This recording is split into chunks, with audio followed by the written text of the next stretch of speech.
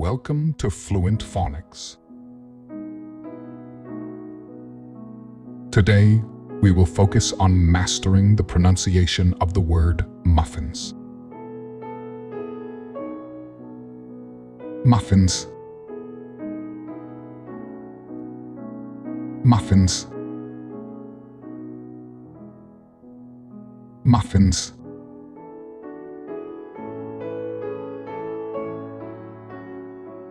Here's an example of how one might use it in a sentence.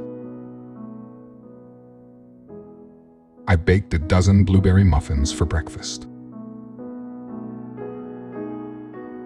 Muffins are small, sweet baked goods that are typically made with flour, sugar, eggs, and milk, often flavored with fruits or nuts.